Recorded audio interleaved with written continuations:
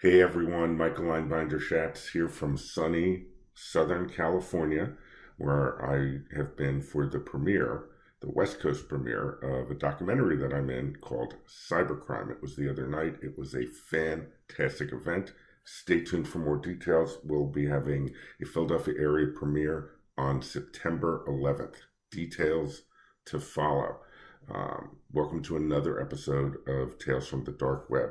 You know, I get tons of notices every week of breaches and infiltrations that lead to the release of personally identifiable information, password breaches, as well as breaches that impact companies. So they impact individuals, but they also impact companies in terms of reputation, data loss, so on and so forth.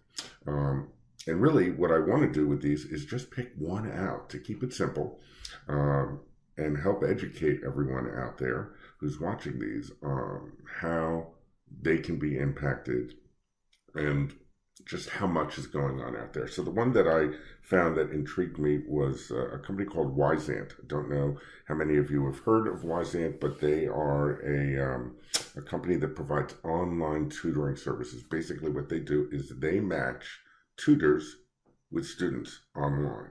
And it's actually a fairly large online community. There are 2 million registered users and 80,000 tutors that use the site.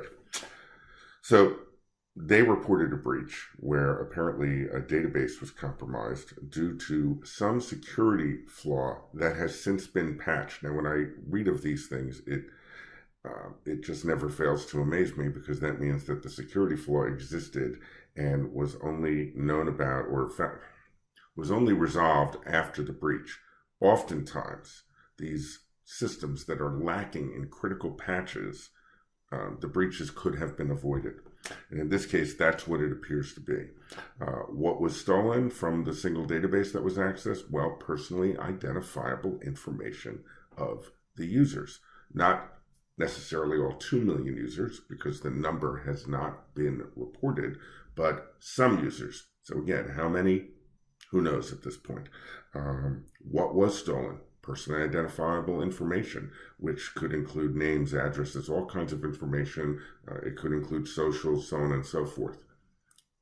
A lot of users of Wyzant sign on to the service using their Facebook credentials. So basically, they log in with Facebook. Many of you have done this before. You sign on to a new app, a new service, a new website, and it asks you if you want to use your Facebook credentials. You click on yes, and now that information is all shared. What does that mean? Well, in this particular case, or in many of these cases, depending on what level of access Wyzant needs to the Facebook data, that information can get taken as well. And that can include things like your pictures. What can be done with that? Well, the pictures can then be used to leverage more effective phishing scams, emails that go out to you, maybe with your personal information